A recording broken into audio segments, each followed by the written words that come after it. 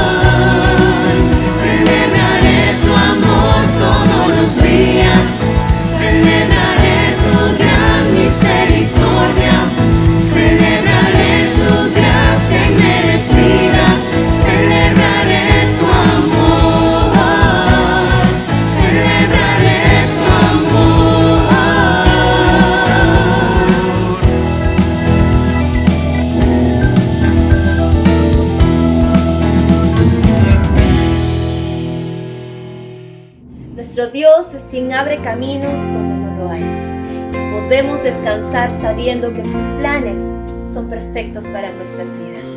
Sendas Dios hará donde piensas que no hay. Él obra en maneras que no podemos entender. Él me guiará, a su lado estaré. Amor y fuerzas me dará, un camino hará donde no lo hay. Sendas Dios hará donde piensas que no hay. Él obra en maneras que no podemos entender. Él me guiará, a su lado estaré. Amor y fuerzas me dará, un camino hará donde no lo hay. Un camino de la soledad me guiará. Yahweh en el desierto encontraré. La tierra pasará, su palabra eterna es. Él hará algo nuevo hoy. Sendas Dios hará donde piensas que no hay. Él obra en maneras que no podemos entender. Él me guiará, a su lado estaré. Amor y fuerzas me dará, un camino hará donde no lo hay. Por camino de la soledad me guiará. Yahweh en el desierto encontraré. La tierra pasará, su palabra eterna es. Él hará algo nuevo hoy. Sendas Dios hará donde piensas que no hay. Él obra en maneras que no podemos entender. Él me guiará, a su lado estaré. Amor y fuerzas me dará, un camino hará donde no lo hay. Amor y fuerzas me dará, un camino hará donde no lo hay. Después de este hermoso tiempo de alabanza, doy pase al pastor Luis Wong, quien tiene un momento especial. En este día tendremos una ceremonia de dedicación de niños. La dedicación de niños nos compromete a enseñar a nuestros hijos quién es Dios, cuán precioso es, cuán poderoso y soberano es, cómo ha provisto salvación a cada persona en Cristo Jesús, ese sacrificio que Él hizo a favor nuestro y cómo nos ha llenado de su presencia por medio de su Santo Espíritu. Al presentar a nuestros hijos, el enfoque está en nuestro compromiso como padres con Dios y en el compromiso como cuerpo de Cristo en apoyar a los padres en su llamado de modelar y enseñar a Dios a nuestros hijos. En esta oportunidad, Juan Carlos y Karen Albújar vienen a presentar al pequeño Adrián Albújar Farfán delante de Dios y de la congregación, y vamos a escuchar las palabras que ellos expresarán, el compromiso que están asumiendo delante de Dios. Adrián tiene 1 año y 9 meses, de los cuales los últimos 4 meses los ha pasado confinado. Y en medio de una situación que podría mostrarse desalentadora, Dios ha sido bueno y ha cuidado cada detalle de este tiempo, donde no faltaron los retos, pero ha sido de gran bendición como familia. Y este tiempo no es más que el perfecto plan de Dios para con él, que le ha permitido atesorar momentos que no olvidará. Adrián para nosotros ha sido ese empuje diario que nos motiva a mirar las cosas más simples de la vida. Su presencia ha multiplicado el reto del aprendizaje y de ser vivo ejemplo de una vida en Cristo. Adrián es un niño risueño que cautiva con su mirada, amoroso, intrépido, independiente y también de carácter muy firme. Esa fuerte personalidad nos plantea desde ya el reto y la responsabilidad de recordarle diariamente el amor de Cristo y el temor de Dios, y que tenga presente que Cristo lo ama y que junto a Él nada le faltará. Como bien dicen, cuando decides tener hijos, aceptas la responsabilidad de tener discípulos viviendo bajo tu techo. Es una gran verdad y un enorme reto. Por ello, instruyamos al niño en el camino correcto y aunque en su vejez no lo abandonará. Proverbios 22, 6. Acompáñenos en una oración. Dios Padre, bendice la vida de Adrián y permite que su corazón esté abierto a recibir tu amor. Danos a nosotros, sus padres, la sabiduría para ser el ejemplo que lo motive a tomar tu palabra como parte de su vida y a Cristo como su Salvador. Permite que seamos el medio por el cual tu palabra forje los valores y los principios que lo harán un gran hombre, hermano, hijo y cristiano. Te pedimos esto en nombre de tu Hijo Jesucristo. Amén. Gracias Juan Carlos y Karen por su testimonio de compromiso delante de Dios.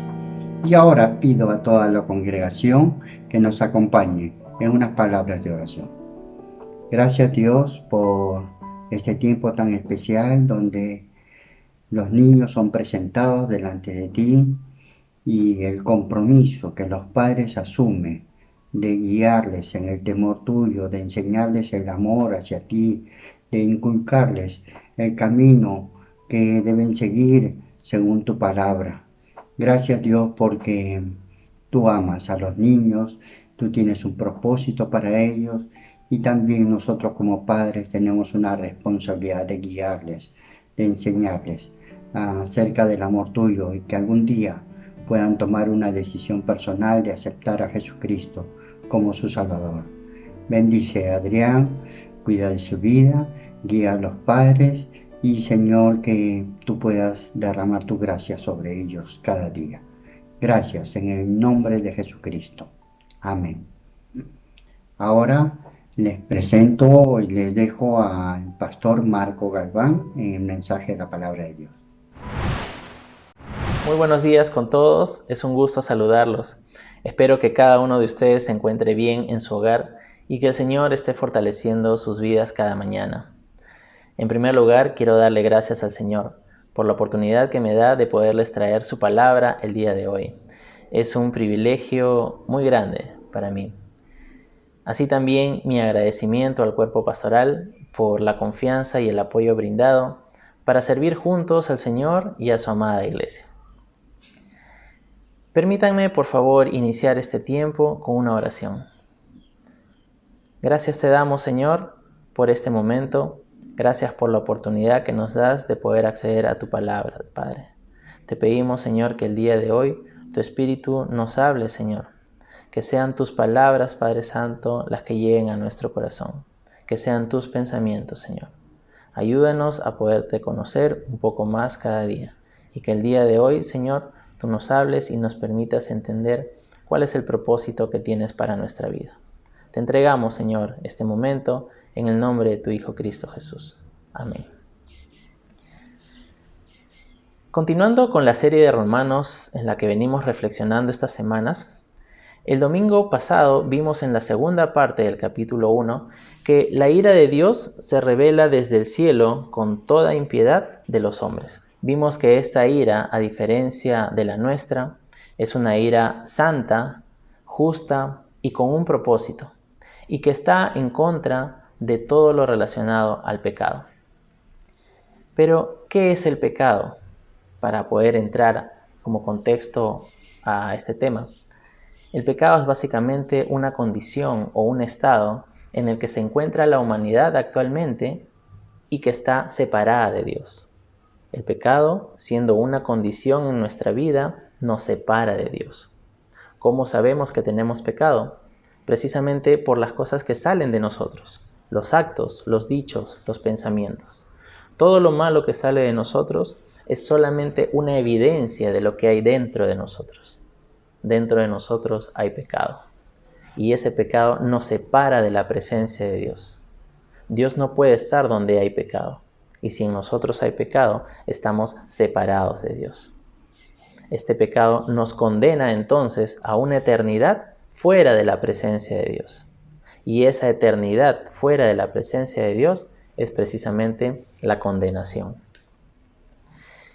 En el capítulo 2, Pablo ya hace un cambio del enfoque. Si en el primer capítulo está hablando de las personas que cometen actos pecaminosos y que Dios está en contra de ellos, en el capítulo 2 ya nos habla de otro grupo de personas que trata de hacer un distanciamiento de este primer grupo.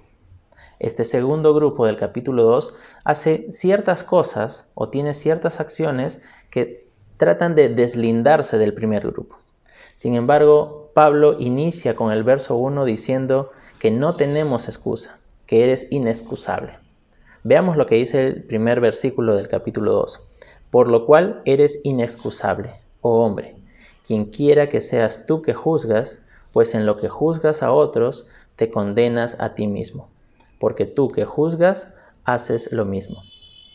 Pablo nos está diciendo que nadie está excusado, nadie está justificado. Esta palabra excusa significa que no hay defensa alguna que nosotros podamos tener en nuestras posibilidades para ser justificados delante de Dios respecto a nuestras faltas o a nuestro pecado.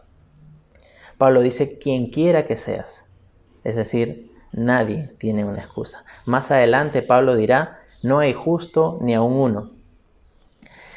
En este sentido, y a la luz de este capítulo 2, podemos nosotros encontrar que Pablo identifica a 4 grupos de personas o tipos de personas que tienen una característica particular frente a esta realidad de la condenación, frente a esta realidad del pecado que nos separa de Dios. El primer grupo que podemos observar en este pasaje es el de gente soberbia que rechaza a Dios. Dice el Señor, y piensas esto, oh hombre, tú que juzgas a los que tal hacen, y haces lo mismo, que tú escaparás del juicio de Dios, o menosprecias las riquezas de su benignidad, paciencia y longanimidad, ignorando que su benignidad te guía al arrepentimiento. La soberbia. Esta soberbia que nos lleva a emitir un juicio sobre otras personas, nuestro propio juicio sobre otras personas. Esta soberbia que nos lleva a decir, tú estás bien, yo estoy mal. No existe Dios. Yo soy Dios. Yo soy mi propio Dios. Yo sé cómo buscar mi propia felicidad. Dios no existe. Entonces, entendemos en este pasaje, sobre todo en el verso 4, que muchas personas han menospreciado las riquezas de Dios, han menospreciado la abundancia de su excelencia moral, han echado al piso todo el valor, toda la gloria, toda la honra de Dios, simplemente por soberbia. La soberbia y el desprecio a Dios hace que estas personas se sientan justificadas. Dios no existe, por lo tanto no tengo pecado. El pecado no existe, el pecado es una invención, porque también Dios es una invención. En el verso 5 dice, pero por tu dureza y por tu corazón no arrepentido, atesoras para ti mismo ira para el día de la ira y de la revelación del justo juicio de Dios. Un corazón duro, un corazón insensible a todo lo que se relaciona con Dios. Precisamente muchas personas en su soberbia deciden alejar a Dios, retirar a Dios de sus vidas, porque basan sus experiencias, basan sus emociones, basan sus decisiones en filosofías, en estilos de vida alejados de Dios que les permiten una paz, una esperanza pero que finalmente no los va a llevar a nada. Porque la palabra de Dios dice que los seres humanos tienen un corazón endurecido, un corazón que no ha sido transformado. Y como dice el verso 5, atesora para sí mismo ira, acumula ira. El hecho de ser una persona ensoberbecida, que ha rechazado a Dios, significa que estás acumulando la ira de Dios en tu vida. Pero veamos que hay un contraste en los siguientes versículos. Cuando Pablo dice en el verso 6, el cual pagará a cada uno conforme a sus obras. Vida eterna a los que perseverando en bien hacer, buscan gloria y honra e inmortalidad. Pero ira y enojo a los que son contenciosos y no obedecen a la verdad, sino que obedecen a la injusticia. Tribulación y angustia sobre todo ser humano que hace lo malo, el judío primeramente y también el griego. Pero gloria y honra y paz a todo el que hace lo bueno, al judío primeramente y también al griego. Vemos entonces aquí una diferencia entre la vida eterna y la ira y el enojo. Para algunos está reservada la vida eterna, para otros está reservada la aflicción y la angustia. Es importante aclarar aquí que Pablo en el verso 7, cuando dice perseverando en hacer el bien, no significa que por el hecho de hacer cosas, perseverar haciendo nosotros cosas, podemos ser aceptados por Dios. Lo que significa este pasaje es que teniendo la intención de alcanzar el perdón, teniendo el deseo de buscar a Dios, teniendo un corazón dispuesto para la gloria, la honra de Dios, nosotros podemos alcanzar la misericordia que finalmente nos llevará a la vida eterna. Habiendo nosotros apreciado la benignidad de Dios y la paciencia de Dios, podemos alcanzar misericordia y podemos ser aceptados por Él. A eso se refiere a perseverando en el bien hacer. Por otro lado, aquellos que siendo contenciosos, dice la palabra del Señor, es decir, a los que se han apartado decididamente de Dios, siendo desobedientes a la verdad de Dios, a estas personas está destinada la angustia y la aflicción, porque precisamente se han alejado de Dios. Estar fuera de la presencia de Dios precisamente trae como consecuencia la aflicción, la ira, el enojo y la angustia. Ahora, estas dos realidades es para todas las personas. Como dice el verso 11, porque no hay acepción de personas para con Dios. Todos estamos en el mismo lugar. Viene a mi mente entonces una pregunta muy personal que debes hacerte. ¿Negar que Dios es real o no creer en Él me permite ser justificado del pecado que habita en mí? Debes ser honesto contigo mismo y reconocer si tus logros, tu filosofía de vida o tu autosuficiencia te impiden entender el estado en el que te encuentras actualmente. El segundo grupo de personas que podemos ver es el de gente en aparente ignorancia de Dios. ¿Qué quiere decir esto? Veamos lo que dice el verso 12. Porque todos los que sin ley han pecado, sin ley también perecerán. Y todos los que bajo la ley han pecado, por la ley serán juzgados. Porque no son los oidores de la ley los justos ante Dios, sino los hacedores de la ley. Aquí Pablo hace una distinción entre los judíos y los gentiles. Los gentiles representan a todas las naciones, a quienes no se les dio la ley de Moisés como un manual de vida. Por un lado, los judíos, siendo juzgados por la ley, aquellos que no creen que Jesús sea el Mesías y cumplen toda la ley, serán justificados delante de Dios, como dice Levítico 18:5. Por tanto, guardarán mis estatutos y mis leyes, por los cuales el hombre vivirá si los cumple. Sin embargo, queda evidenciado que los judíos no pueden cumplir la ley, no pueden ser justificados por ella. Si vemos Santiago 2:10, dice, porque cualquiera que guarda toda la ley, pero tropieza en un punto, se ha hecho culpable de todos. Así que los judíos no son este grupo que aparentemente ignora a Dios, porque ellos tienen la ley, ellos conocen la voluntad de Dios. Este grupo que ignora precisamente son los gentiles. Es el resto de las naciones los que aparentemente ignoran la ley porque no les fue dada a ellos la ley de Moisés. Sin embargo, el verso continúa diciendo, porque cuando los gentiles que no tienen ley hacen por naturaleza lo que es de la ley, estos, aunque no tengan ley, son ley para sí mismos, mostrando la obra de la ley escrita en sus corazones, dando testimonio su conciencia y acusándoles o defendiéndoles sus razonamientos. Lo que aquí Pablo está diciendo es que todas las naciones que no hemos recibido la ley de Moisés, hemos recibido la ley de Dios, pero en nuestros corazones. La voluntad de Dios está escrita en nuestros corazones. Y una evidencia tangible de que esto es real es precisamente nuestra conciencia. Nuestra conciencia nos dice qué es bueno y qué es malo. Nos hace determinar la diferencia entre lo correcto y lo incorrecto. Es por eso que Pablo dice, nadie tiene excusa, porque aún los que no tienen la ley de Moisés tienen la conciencia en su corazón, que es la que les dice qué es lo que está bien y está mal. Y eso parte de que la voluntad de Dios o la ley de Dios está escrita en nuestros corazones. Ahora, mucha gente llega a tener culpa o remordimiento cuando va a hacer algo malo. Y esa es la conciencia que le está diciendo, que es la ley de Dios, le está diciendo eso está mal. Pero llega un punto en la dureza del hombre que inclusive hasta la conciencia la quiere aislar, rechaza su propia conciencia. Y para eso es el uso de las drogas. Muchos delincuentes usan drogas precisamente para aplacar su conciencia, para reducir la conciencia que los está acusando y para cometer sus actos delictivos. Esa es otra de las evidencias tangibles del pecado que mora en el ser humano. A pesar de que la conciencia le está diciendo lo que es bueno y está mal, deciden usar medios externos como las drogas para anular esta conciencia y cometer actos delictivos y seguir cometiendo maldades.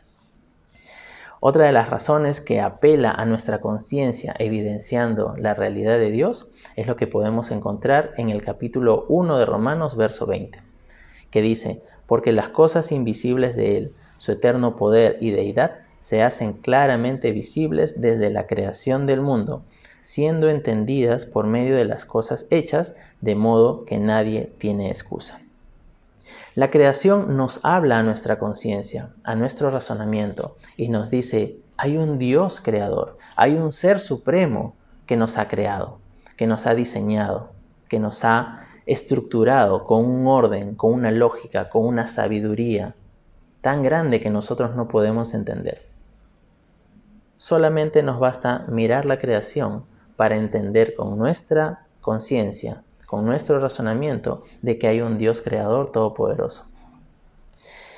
Una vez más, no hay excusa para no entender la realidad de un Dios.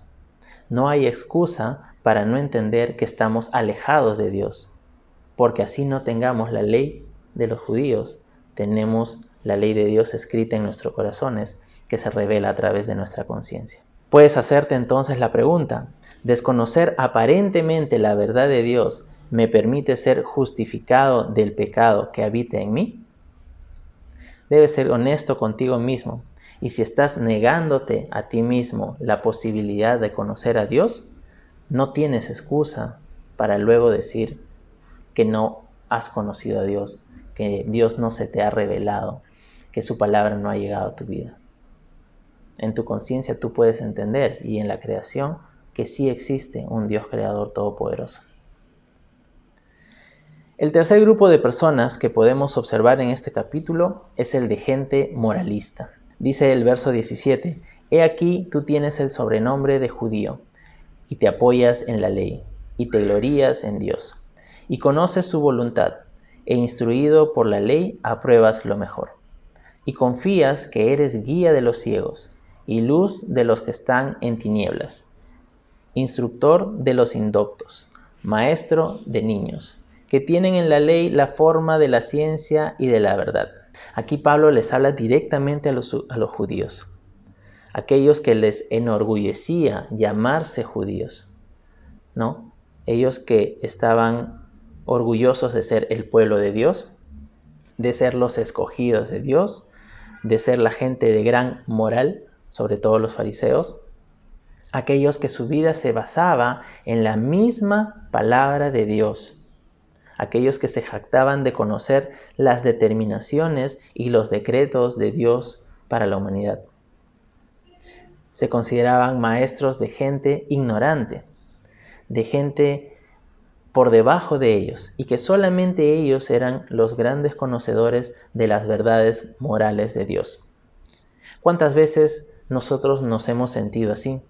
¿Y cuántas veces hemos dañado a otras personas pensando de que los grandes moralistas somos nosotros y las demás personas son inmorales? ¿Cuánta gente vive en nuestra sociedad con falsa moralidad? ¿Cuántas personas engañan a sus cónyuges siendo infieles con otra persona? Sin embargo, cuando salen estos famosos ampais, son los primeros en juzgar a quienes salieron en esos videos. Una falsa moralidad. Juzgamos la moral de otros cuando nosotros no estamos viendo nuestra propia moralidad. Creemos estar cerca a Dios porque tal vez hemos recibido una instrucción moral en casa, en el colegio, en la sociedad, y creemos que esa moralidad de que somos buenas personas nos hace estar cerca de Dios. Y cuando vemos a alguien que hace cosas que moralmente están mal, las juzgamos. Una falsa moralidad que nosotros creamos en nuestra mente y que nos hace entender o creer de que somos superiores a los demás. Ahora bien, este punto es diferente a lo que Pablo nos dice en Gálatas 6, cuando nos dice: hermanos, si alguno fuere sorprendido en alguna falta, vosotros que sois espirituales, restauradle con espíritu de mansedumbre, considerándote a ti mismo, no sea que tú también seas tentado. Este punto es un contraste a lo que estoy mencionando, porque cuando nosotros vemos a una persona que ha caído, a una persona que ha cometido alguna falta, ¿no? Pablo nos dice: restauradle en espíritu de mansedumbre. Es muy diferente a la falsa moralidad, porque cuando tú buscas restaurar en espíritu de mansedumbre, considerándote a ti mismo de que no seas tentado, tú estás procurando el bien de la persona en función a lo que dicta la palabra de Dios. Sin embargo, una falsa moralidad lo que es juzgar a la persona vanagloriándose uno mismo, diciendo: tú estás mal moralmente y yo estoy bien. Sin embargo, el punto de Gálatas es restaurar a esa persona por amor a esa persona. El celo genuino de la palabra de Dios a las personas es para buscar la restauración de las personas. Sin embargo, la falsa moralidad es para la gloria propia. Y Pablo continúa diciendo en el verso 21: tú pues que enseñas a otros, ¿no te enseñas a ti mismo? Tú que predicas que no se ha de hurtar, ¿hurtas? Tú que dices que no se ha de adulterar, ¿adulteras? Tú que abominas a los ídolos, ¿cometes sacrilegio? Tú que te jactas de la ley, con infracción de la ley deshonras a Dios. Hurtar, adulterar, cometer sacrilegio, deshonrar a Dios, eran cosas que los judíos cometieron por muchos años y seguramente seguían cometiendo en ese tiempo. Pero muchos de ellos lo mantenían oculto. Muchos de ellos presentaban una imagen de un valor moral impecable delante de las personas, pero toda su inmoralidad estaba celosamente guardada. Esta falsa moral que vemos en estos judíos también se puede aplicar en nosotros, ¿no? ¿Cuántas veces hemos escuchado a personas decir que no quieren saber nada de Dios, que no quieren saber nada de ir a la iglesia o de conocer a la iglesia de Dios, porque son un grupo de gente hipócrita? Son un grupo de gente que tiene una falsa moral. Definitivamente el testimonio es de cada uno, pero cuando nosotros vemos que esa falsa moralidad afecta también a las demás personas que no conocen a Dios, vemos cómo eso, partiendo de nuestra falsa moralidad, estamos afectando también a muchas personas que no pueden conocer las verdades de Dios y que deben tener la oportunidad de conocerlo. En ese sentido, la falsa moralidad también es una piedra de tropiezo para muchas personas. Una tercera pregunta que podemos hacernos entonces es: ¿creo que mi vida es sana y sin excesos, y que los valores morales aprendidos en casa o en mi sociedad justifican el pecado que habita en mí? Es mi deseo que tú puedas entender que tus valores morales no te justifican delante de Dios. El cuarto y último grupo de personas que podemos observar es el de gente religiosa. Y en este pasaje, Pablo se basa en la circuncisión. Esta circuncisión era un rito o es un rito judío que se le practica a todo varón al 8º día de haber nacido y que es un símbolo del pacto entre Dios y Abraham. Mira lo que dice el verso 25. Pues en verdad la circuncisión aprovecha si guardas la ley. Pero si eres transgresor de la ley, tu circuncisión viene a ser incircuncisión. Si pues el incircunciso guardare las ordenanzas de la ley, ¿no será tenida su incircuncisión como circuncisión? Y el que físicamente es incircunciso, pero guarda perfectamente la ley, te condenará a ti que con la letra de la ley y con la circuncisión eres transgresor de la ley. Pues no es judío el que lo es exteriormente, ni es la circuncisión la que se hace exteriormente en la carne, sino que es judío el que lo es en lo interior, y la circuncisión es la del corazón, en espíritu y no en letra, la alabanza del cual no viene de los hombres, sino de Dios. Tanto ser circuncidado como contar con la ley de Moisés eran motivos de identidad y de orgullo para los judíos. Pero Pablo los expone y les aclara que si no guardan verdaderamente la ley, su circuncisión sería nula.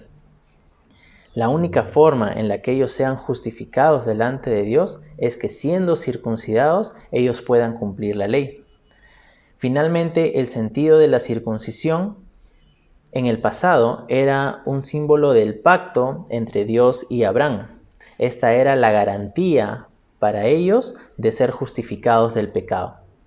Sin embargo, para nosotros, en la realidad en la que vivimos, la voluntad de Dios no es que tengamos un símbolo físico, sino que Dios nos dio una garantía espiritual. Esa garantía es el Espíritu Santo. Es precisamente el Espíritu Santo quien nos asegura como garantía del nuevo pacto de Dios que nosotros tenemos comunión con Él. Dice Efesios 1, 13, 14. En Él también vosotros, después de escuchar el mensaje de la verdad, el evangelio de vuestra salvación, y habiendo creído, fuisteis sellados en Él con el Espíritu Santo de la promesa, que nos es dado como garantía de nuestra herencia, con miras a la redención de la posesión adquirida de Dios para alabanza de su gloria. Es decir, ya no necesitamos de ritos religiosos. Estos ritos que solamente nos hacen sentir que estamos cerca de Dios cuando en realidad no es así. Los judíos que tenían sus prácticas religiosas y que con ello buscaban estar en la presencia de Dios, ser justificado de sus faltas en la presencia de Dios, de la misma manera, ahora mucha gente busca estar cerca de Dios basado en ritos religiosos. Pero finalmente la religiosidad es un anestesiante de la culpa. Mucha gente con culpa quiere o piensa que realizando ritos religiosos podrá ser aceptada por Dios, cuando en realidad no es así. Mucha gente busca tener una religión con Dios, busca realizar actos ceremoniosos para Dios y para eso que se permita aplacar la ira de Dios sobre su pecado. Sin embargo, Cristo no busca tener una religión contigo. Cristo quiere tener una relación íntima, estrecha y personal contigo. Una relación uno a uno, cara a cara, no un conjunto de ritos religiosos.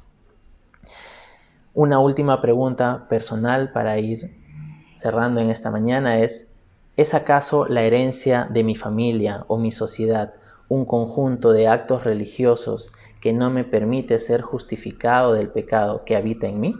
Debes entender que tener una vida religiosa no te justifica delante del Señor. ¿Qué podemos concluir finalmente entonces de este capítulo 2 de Romanos?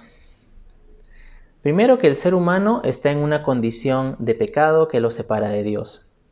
Algunos piensan que serán justificados rechazando la existencia de Dios, negando que Dios existe. Otros que por omisión o desconocimiento pueden ser perdonados. Otros creen que sus valores morales son suficientes para alcanzar la gracia de Dios. Y otro grupo piensa que una vida religiosa de ritos y costumbres son la clave para que su pecado sea perdonado. Pero vemos que nadie tiene la excusa perfecta, porque el pecado no se justifica con lo que nosotros podamos hacer. Solo a través de Cristo podemos ser justificados de esa condenación. Él tomó nuestro lugar de condenación. Él lo tomó en su cuerpo y en su sangre. Él murió por nosotros, se dio como un sacrificio, de tal forma de que si la ira de Dios había caído sobre nosotros por nuestros pecados, Cristo la toma, la compra con su sangre. Y ya el Padre no nos ve a nosotros como condenados, sino nos ve como justificados, porque Cristo pagó esa culpa con su sacrificio. ¿Qué debemos hacer entonces? Debemos entender y aceptar de que Cristo, la sangre de Cristo, es quien limpia ese pecado en nuestra vida. Es quien retira esa condición de condenación en nosotros. Solo la obra de Cristo puede pagar la culpa que ha caído en nosotros. Para terminar, permíteme cerrar este tiempo con una oración. Señor, te doy gracias, Padre, porque tu palabra ha sido expuesta. Gracias por los propósitos que tienes para nuestra vida. Y permítenos, Señor, entender si estamos poniendo alguna excusa, Padre, creyendo de que por nuestros propios actos podemos ser justificados de ese pecado que muere en nosotros. Te pedimos, Señor, que sea Cristo quien nos haga entender que Él murió por nosotros, que Él resucitó por nosotros, Señor, y que un día nosotros podemos estar en tu presencia, sabiendo y confiando de que en el sacrificio de Cristo nuestro pecado ha sido perdonado y que estaremos en tu presencia por la eternidad. Te damos gracias, Señor, en el nombre de tu Hijo Cristo Jesús. Amén. Gracias, Pastor Marco, por la palabra de hoy. Queremos tener ahora un tiempo de gratitud, un tiempo para agradecerle a Dios por su fidelidad, por su provisión, porque permite que podamos seguir sosteniendo nuestra iglesia. Y como dice Deuteronomio 7:9, les comparto este versículo: conoce pues que Jehová tu Dios es Dios, Dios fiel, que guarda el pacto y la misericordia a los que le aman y guardan sus mandamientos hasta 1000 generaciones. Tendremos un tiempo ahora para orar y darle gracias al Señor. Padre bueno, gracias, Señor, por tu fidelidad. Gracias, Padre, por tu provisión, Señor, económica, material. Padre, oramos por aquellas familias que están de repente con pérdidas de trabajo, Señor, o pasando alguna situación económica difícil, Padre. Señor, tú eres Jehová Jireh. Tú sigue proveyendo y sosteniendo a cada familia de nuestra iglesia. Gracias, Señor, por tu cuidado y provisión. Te lo pedimos así, en tu santo nombre. Amén. Queremos ahora comunicarles algunos anuncios importantes de la iglesia. A todos los alumnos y postulantes al SEBAP, Seminario Bíblico Alianza del Perú, les contamos que las inscripciones están abiertas hasta este 17 de agosto. En este ciclo, que será completamente online, estaremos dictando 2 cursos: Pentateuco, Teología del Antiguo Testamento, y el curso de Hermenéutica, Interpretación Bíblica.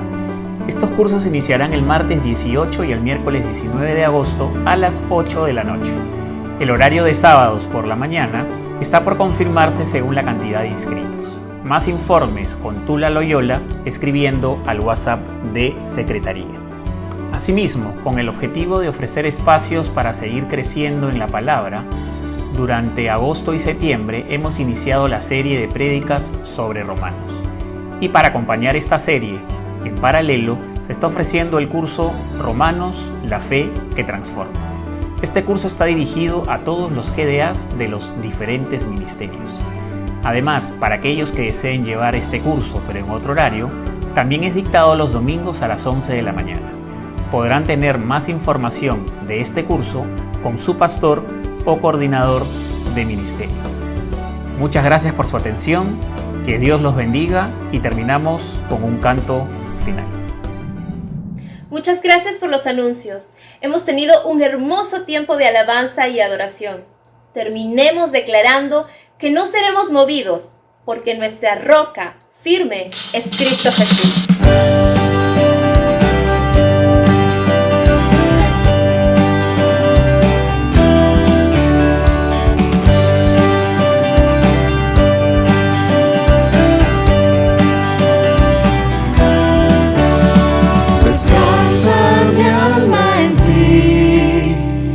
Roca y salvación, espero en ti, mi protector, refugio y mi Dios. En ti hallé mi hogar, mi paz en la aflicción, mi corazón te entregaré, mi apoyo solo en ti. Solo en ti yo confiaré, mi esperanza en ti pondré, tu palabra guardaré y no seré movido. Mi alabanza elevaré, solo en ti me sostendré, sé que siempre ahí estarás y no seré movido, no seré movido.